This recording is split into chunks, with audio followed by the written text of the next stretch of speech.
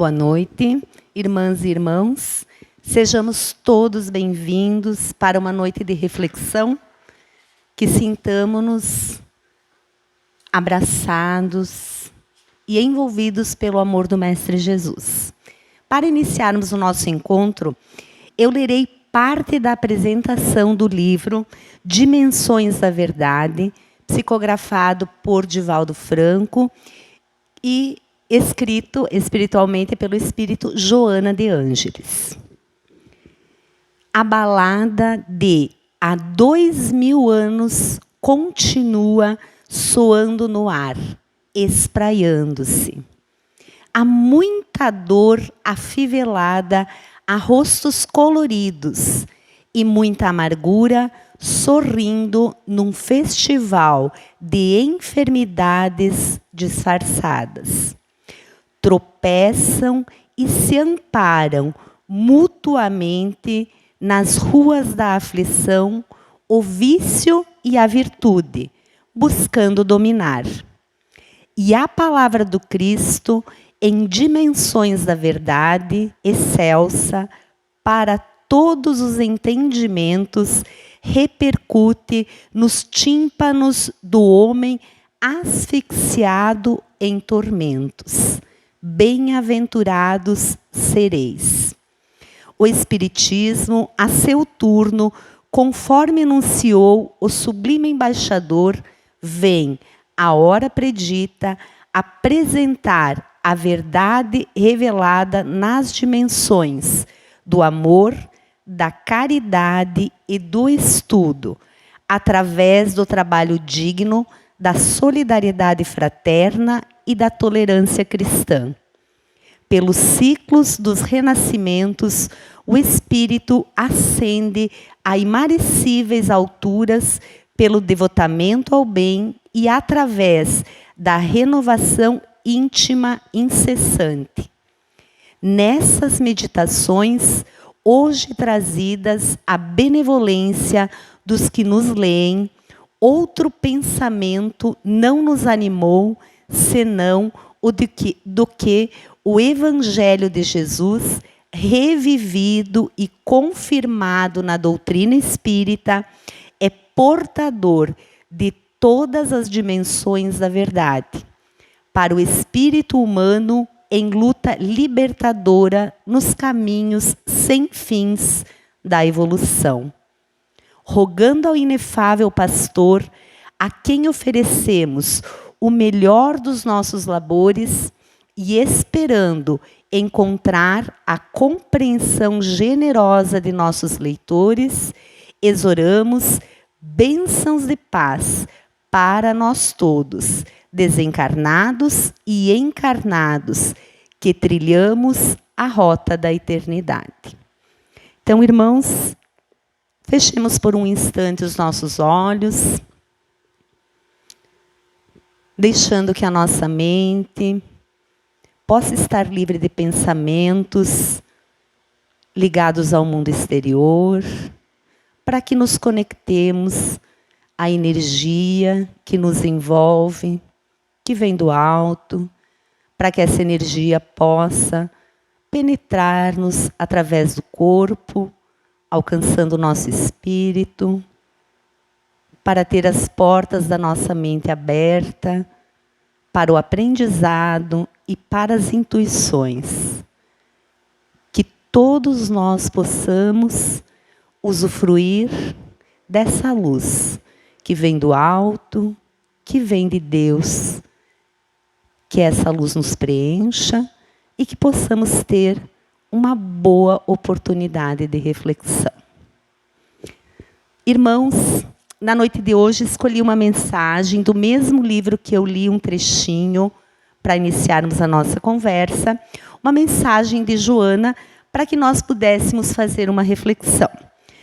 Para quem não conhece, Joana de Ângeles, então, é um espírito, é uma pessoa que já viveu na Terra, já desencarnou diversas vezes, se encontra no plano espiritual e ela traz, através do médium Divaldo Pereira Franco, mensagens, livros ela tem muitas... o Divaldo conta, né, das existências pretéritas dela, que ela teria, então, tido algumas personalidades em outras vidas que ele contou, que ela descreveu para ele. Então, uma delas seria uma personalidade que conheceu Jesus pessoalmente, que seria Joana de Cusa, que, vivendo com um marido que trabalhava para Herodes, não era compreendida pelo marido, mas encontrou na palavra de Jesus aquilo que lhe faltava. Ela realmente transformou a sua vida, o seu mundo íntimo, a partir do momento que ela conheceu Jesus. Mas não pelo fato de estar, né, frente a frente, pelo fato de ter, ao ouvir as mensagens do Mestre, sido tocada em seu íntimo.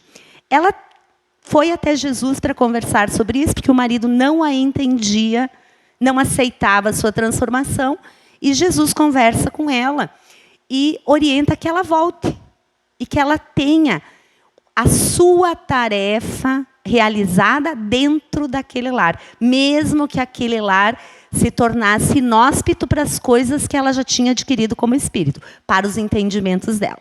Ela tem 2 filhos, o marido acaba tendo uma doença, morrendo, ela acaba viúva, tendo que trabalhar muito para sustentar seus filhos, e no final lá da sua vida, ela acaba sendo queimada, junto com o seu filho, porque ela não quis negar a Jesus. Então, ela se entregou de tal forma àquilo que Jesus pedia para ela, que, diante do circo romano, ela se negou, se recusou a negar a Jesus. O filho dela disse para ela: mãe, mas por quê? Né? É só dizer. E ela se recusou terminantemente, e ambos foram queimados. Então, nessa existência de Joana, ao conhecer, ela já se entregou para os planos de Jesus. Um passo. Aí ela reencarna também na Espanha, como Inês de la Cruz. Lá também ela se entrega à vida religiosa. E aí ela tem o desenvolvimento intelectual muito intenso, muito ativo. Ela aprende a ler aos 3 anos de idade. Aos 5 já lia latim e outras línguas. Então, um espírito extremamente sedento de saber e dedicado ao saber. Então, ela, como Joana de Cusa, já era um contexto, né, onde o conhecimento era mais difícil, né? O conhecimento era mais detido por pequenos grupos de pessoas. Então, ela já reencarna numa outra situação, e ela opta por estar numa congregação religiosa para poder estudar. Ela era, assim, então, é considerada uma grande poetisa, escreveu diversos livros e se dedicou a isso, à vida religiosa e ao conhecimento, ao desenvolvimento intelectual e também o trabalho na Messe de Jesus. E então, Divaldo nos conta também que ela encarna, então, como Joana, agora eu esqueci o sobrenome dela aqui na Bahia, tá? E ela acaba também entrando para uma congregação religiosa, e num contexto que eles estavam lutando pela independência da Bahia, ela no convento em que ela estava,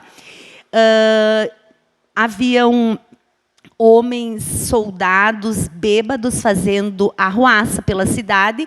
Ela temeu que eles viessem ao convento e violassem aquelas meninas que estavam lá, aquelas freiras. Ela trancou o convento, deixou, né, que as outras pudessem fugir, se postou diante desses homens, e eles acabaram acertando ela com aqueles cacetetes, né? E ela acabou morrendo. Ela entregou a vida para salvar a dignidade daquelas mulheres que estavam lá também trabalhando por Jesus. Isso é só um apanhadinho para nós termos uma noção da elevação moral do espírito Joana de Ângeles, que se colocou com essa imagem de freira, com o hábito pro Divaldo, essa é a imagem que ele visualiza dela, que então agora a gente já conhece há muito tempo, e para que a gente tenha a noção de quanto trabalho, quanta dedicação em quantas existências para que ela pudesse quando ela chegou na pátria espiritual, depois da última encarnação na Bahia, foi convidada para a tarefa espiritual que ora ela está desenvolvendo, desempenhando conosco. Estudou no plano espiritual por muitos e muitos anos, parece que cerca de 50, para que ela pudesse, tendo o conhecimento da psicologia, que ela segue a linha de Jung, né? Ela pudesse montar todo um trabalho que está retratado na série psicológica de Joana de Ângeles, que ela traz todos os conceitos de como se constrói o psicológico do ser humano e todas as formas que nós podemos utilizar para que nós possamos evoluir. Então, ela conjuga a psicologia de Jung com o espiritismo, porque ela abarca a continuidade da vida, ela abarca a reencarnação, ela abarca diversos aspectos junto com a base psicológica. Fora outras obras, porque ela tem mais de 60. Aqui nessa lâmina que eu coloquei, eu peguei da internet de 56. São mais de 60 obras ditadas por ela. E é de uma profundidade. Joana, quem não conhece, tenha o prazer de abrir uma obra de Joana e ler. É muito profunda. E assim, em geral, devemos fazer releituras, porque é uma leitura, sim, mais rebuscada, palavras mais difíceis. Eu gosto muito porque nesse tem do ladinho a explicação. Mas aquelas que não tem, você tem que ir lá e pesquisar. Porque a gente não entende, é uma linguagem extremamente culta de alguém realmente dedicado ao desenvolvimento intelectual. Não só, porque Jesus é o cerne das obras dela. Então, eu escolhi a mensagem Fazendo Sol. É a mensagem de número 16 que consta nesse livro.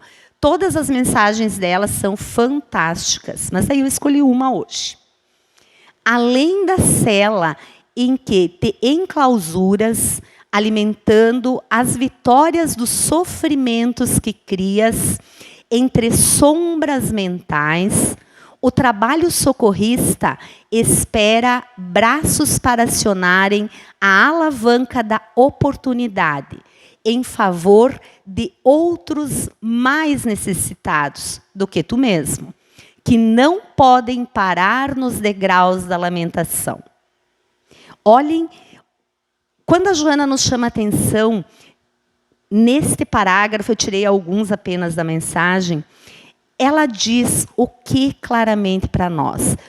Olha para o teu irmão do outro lado que tem um sofrimento maior e percebe que permanecer no estado de lamentação faz com que nós não melhoremos aquelas dificuldades que ora estão nos envolvendo.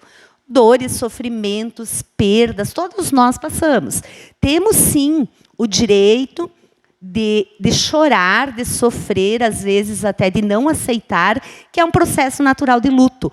Porque toda perda é um luto, seja de uma pessoa amada, de um emprego, de um esposo, de uma separação, de um divórcio, enfim, um amigo, né? Então, são muitas coisas. E esse processo de luto natural. Só que ela nos chama a atenção para que nós não permaneçamos. Quando nós envolvemos o nosso pensamento em pessimismo e negatividade, nós não conseguimos ver o sol. Sol significa o quê? Aquela luz que traz tudo, que clareia tudo.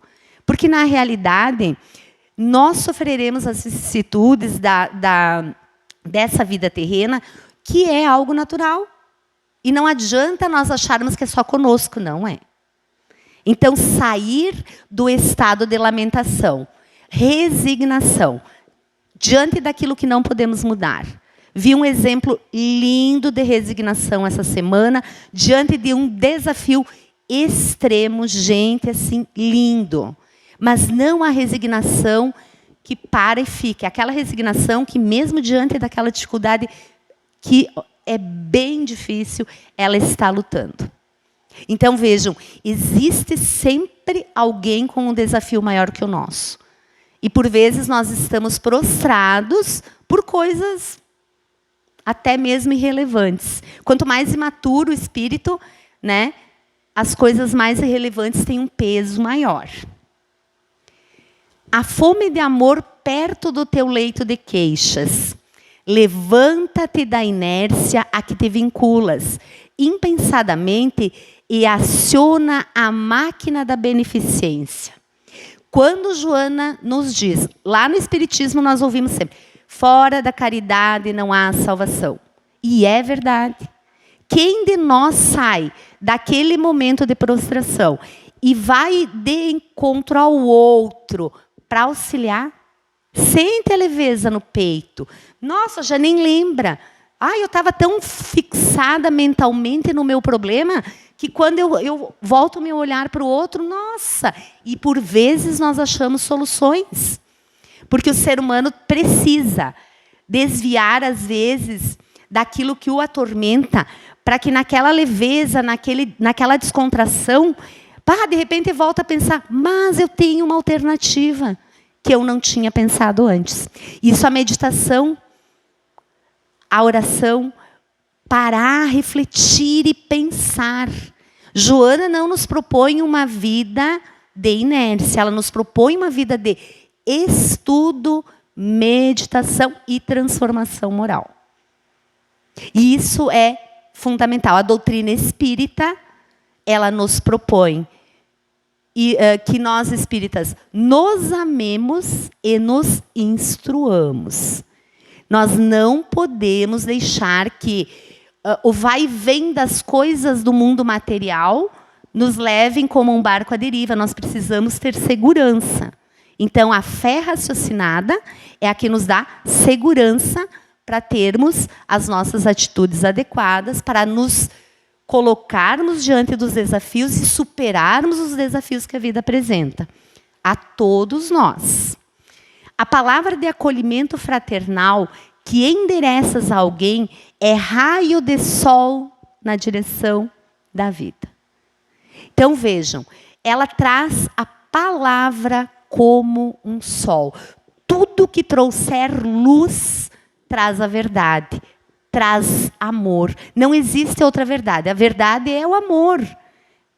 Deus é amor. O que não é amor é equívoco do ser humano. Então, se nós temos irmãos e nós mesmos, a gente de vez em quando está lá tristinho, sozinho, todos nós temos um dia que não foi legal, uma pessoa que...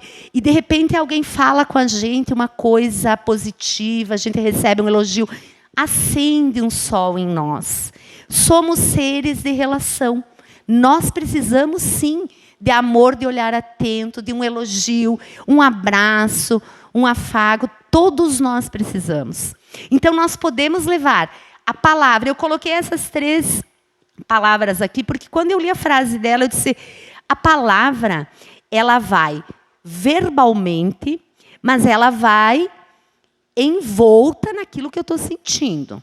Quando nós dizemos para alguém, querida, se o meu querida carrega no tom, no olhar, na postura do corpo, a ironia, a pessoa sente. Então, essa palavra tem que ser um sol para o outro. Tem que trazer uma coisa boa, uma coisa bonita, uma coisa que faz com que a vida tenha mais alegria.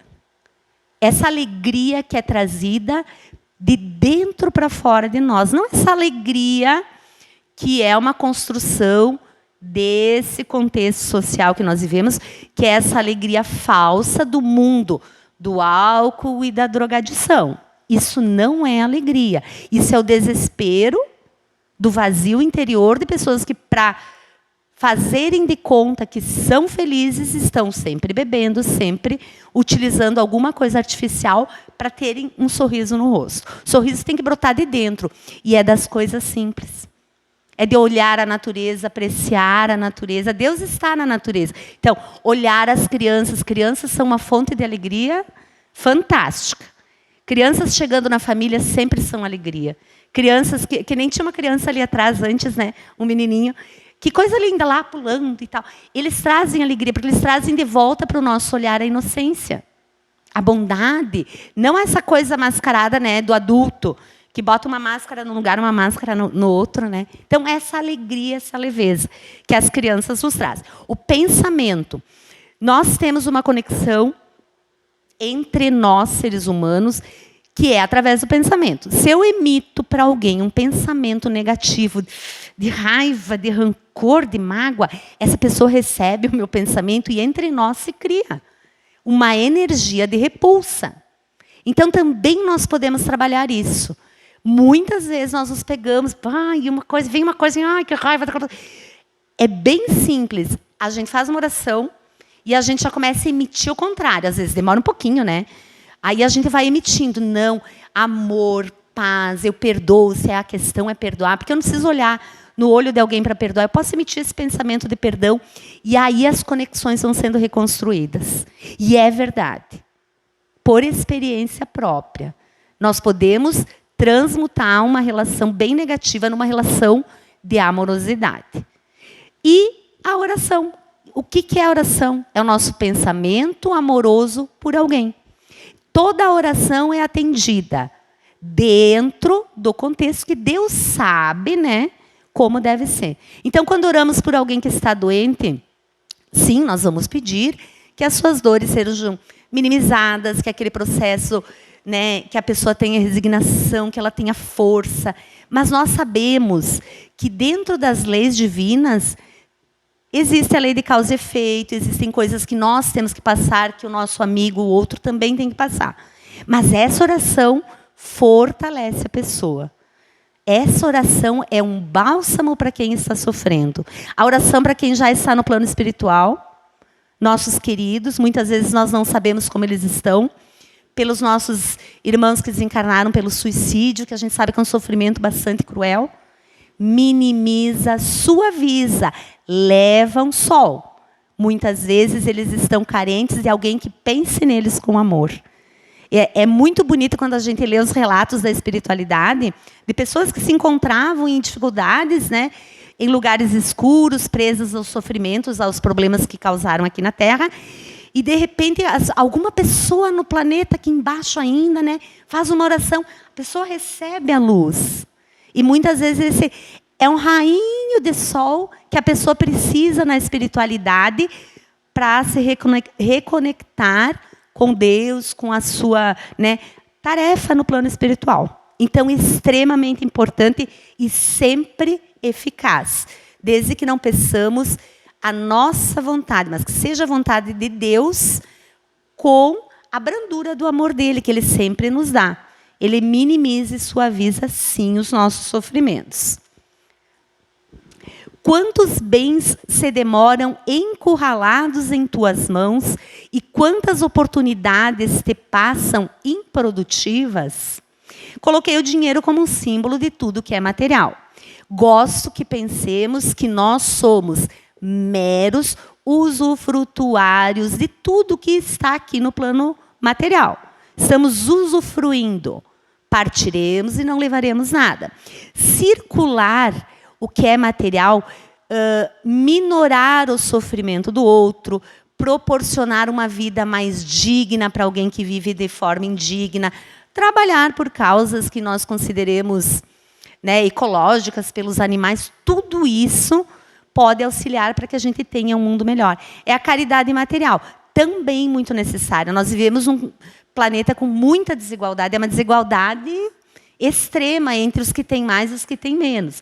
Então, precisamos fazer essa tarefa também de estender a mão, porque podemos estar nessa situação, ou nessa encarnação, ou na próxima, ou podemos já ter estado e ter recebido essa mão estendida. Então, é um olhar mais amplo, né, que a gente precisa ter para com todos e para conosco mesmos também, para que a gente possa desenvolver a fraternidade.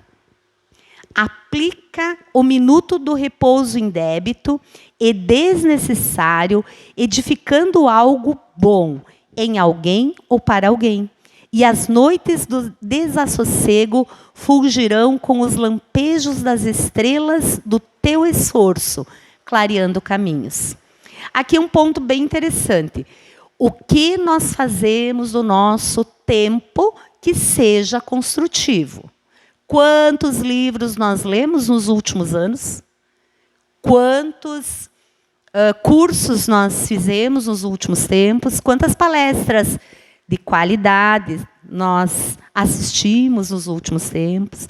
Então, vejam, é um monte de coisa que nós podemos fazer para que nós possamos nos tornar melhor. O nosso ócio, em geral, eu vejo no geral, por isso que eu falei de bebida e drogadição, porque os momentos de lazer estão extremamente vinculados a isso. Eu acho assustador, assim, porque é toda a juventude, e não é mais só a juventude, falando aqui, né, do nosso município, da visão geral, não é mais só a juventude, as pessoas mais maduras também. Então, assim, é muito sério.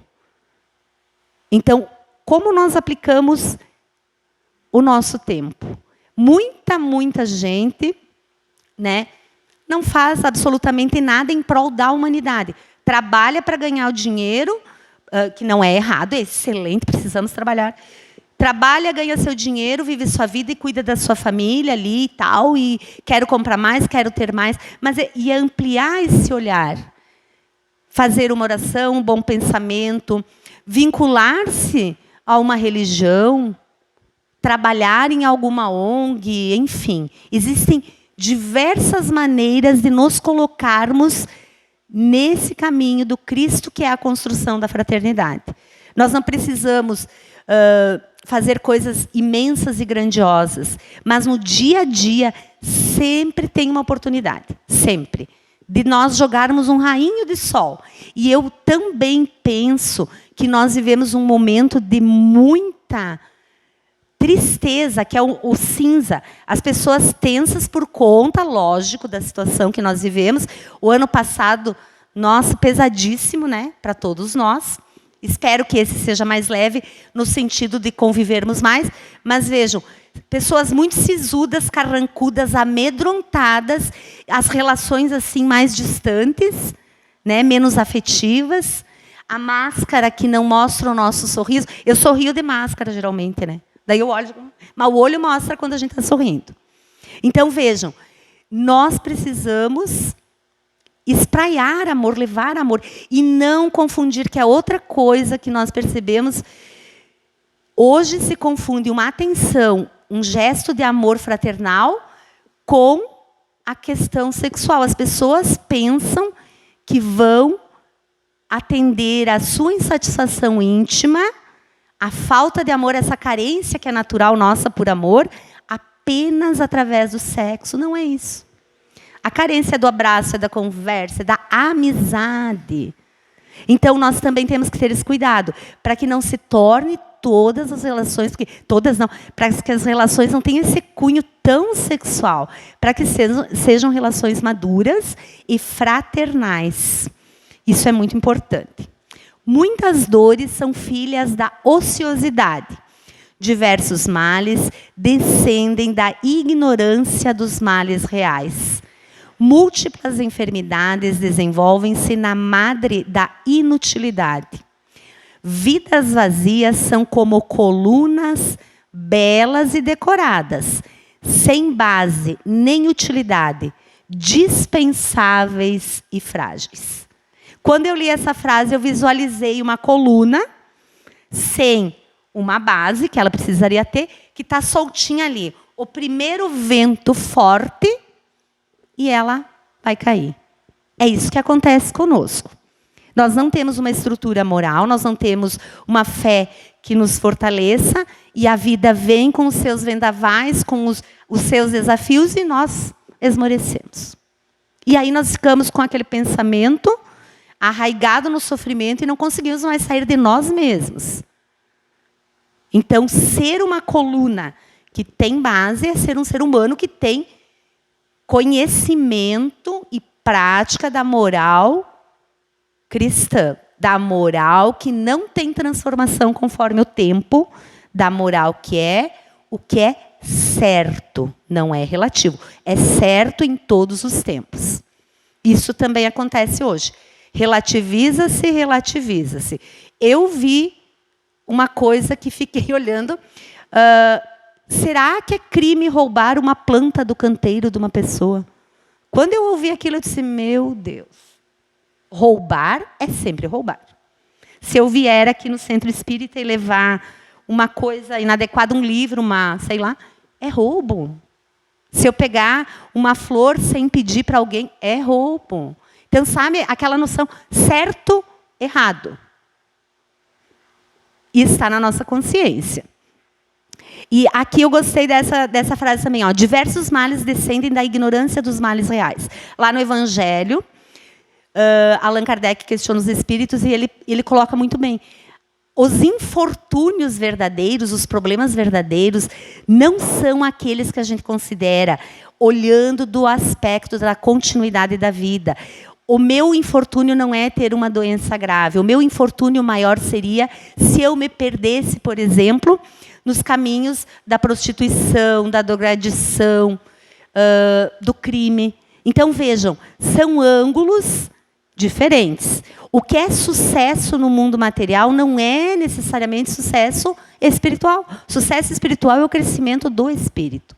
E o desafio está na perda, na doença, no sofrimento, nos dissabores. São momentos de crescimento. E todos nós podemos ou chorar e ficar olhando, ou crescer. O desafio é esse.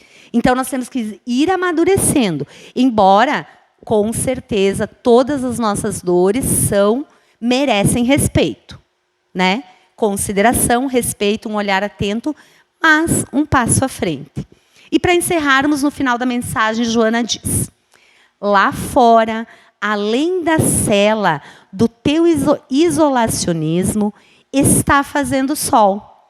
E Jesus, hoje como outrora, esquecido de si mesmo e das ingratidões dos homens e do mundo, está recolhendo corações para a lavoura do amor. Deixa-te inundar da poderosa mensagem da luz e vencerás as sombras do pessimismo e da nostalgia, que te vencem desapiedadamente, fazendo-te entender porque, para quem ama, sempre está fazendo sol. Então, que esse sol de Jesus esteja dentro de nós, no sentido de sermos mais fraternos, amorosos, atenciosos, para que nós possamos construir ambientes agradáveis para estarmos, para convivermos, buscando a nossa transformação e o nosso melhoramento todos os dias. E é assim, passinho de formiguinha, mas vamos continuar caminhando.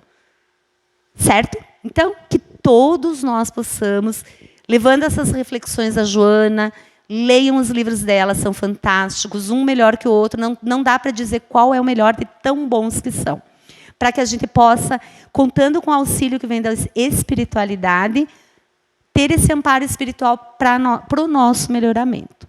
E nesse instante, então, eu convido a todos para fecharmos os olhos, para fazermos uma oração, agradecendo em primeiro lugar. Pai querido, agradecemos a oportunidade bendita de estarmos na carne, a oportunidade de uma noite de estudo e de reflexão, o nosso corpo físico, a nossa saúde e todas as pessoas com as quais contamos na nossa existência. Pedimos, Pai, que através dos nossos amigos espirituais, as tuas energias de refazimento e de reequilíbrio possam ter acesso ao nosso interior, que possamos ser tocados pelo teu amor, sensibilizados, e que em nossas vidas o teu amparo seja constante, que possamos ter a intuição aberta para a tua palavra, para que possamos trilhar um caminho com mais amor e menos dor. Pedimos também, nosso amado Pai, que essa energia amorosa chegue hoje a todas as pessoas adoecidas do corpo físico, espiritualmente, emocionalmente. Que nossos amados e familiares possam receber essa energia, que nossos amados que já partiram para a pátria espiritual recebam essa luz e os nossos irmãos que desencarnaram através do suicídio, que todos eles, nesse momento, possam ser envolvidos em tua luz, que é cura, que é a chama do amor. Obrigada, Pai, e fica conosco.